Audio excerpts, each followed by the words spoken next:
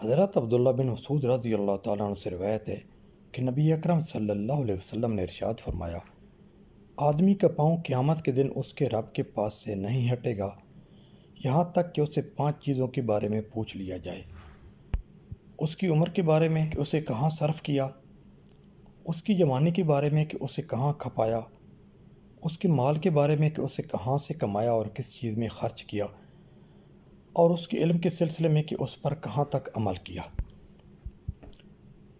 حضرت ابو ہریرہ رضی اللہ تعالیٰ عنہ سے روایت ہے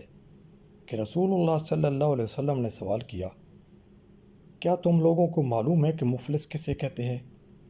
صحابہ نے عرض کیا، اللہ کے رسول، ہمارے یہاں مفلس اسے کہتے ہیں جس کے پاس درہم و دینار اور ضروری سامان نہ ہو۔ رسول اللہ صلی اللہ علیہ وسلم نے فرمایا، ہماری امت میں مفلس وہ شخص ہے جو قیامت کے دن روزہ، نماز اور زکوٰۃ کے ساتھ اس حال میں آئے گا کہ اس نے کسی کو گالی دی ہوگی، کسی پر تہمت باندھی ہوگی، کسی کا مال کھایا ہوگا، کسی کا خون بہایا ہوگا اور کسی کو مارا ہوگا۔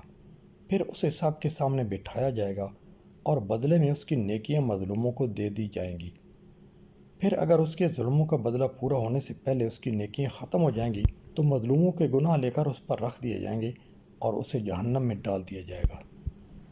حضرت ابو ہریرہ رضی اللہ تعالیٰ عنہ سے روایت ہے کہ رسول اللہ صلی اللہ علیہ وسلم نے فرمایا،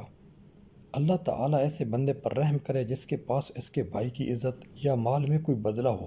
پھر وہ مرنے سے پہلے ہی اس کے پاس آ کے دنیا میں ہی اس سے معاف کرا لے،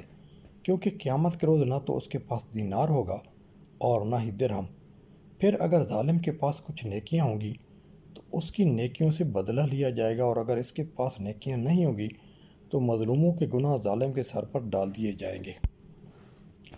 حضرت مقداد رضی اللہ تعالیٰ عنہ سے روایت ہے کہ میں نے رسول اللہ صلی اللہ علیہ وسلم کو یہ فرماتے ہوئے سنا، قیامت کے دن سورج کو بندوں سے قریب کر دیا جائے گا یہاں تک کہ وہ ان سے 1 میل یا 2 میل کے فاصلے پر ہوگا۔ راوی سلیم بن عامر کہتے ہیں، مجھے نہیں معلوم کہ رسول اللہ صلی اللہ علیہ وسلم نے کون سی میل مراد لی ہے،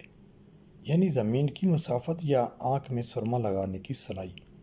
پھر سورج انہیں پگھلا دے گا اور لوگ اپنے اعمال کے اعتبار سے پسینے میں ڈوبے ہوئے ہوں گے، بعض ایڑیوں تک، بعض گھٹنوں تک، بعض کمر تک، اور بعض کا پسینہ منہ تک لگام کی مانند ہوگا۔ حضرت مقداد کا بیان ہے، میں نے دیکھا کہ رسول اللہ صلی اللہ علیہ وسلم اپنے ہاتھ سے اپنے منہ کی طرف اشارہ کر رہے ہیں کہ پسینہ لوگوں کے منہ تک پہنچ جائے گا جیسا کہ لگام لگی ہوتی ہے۔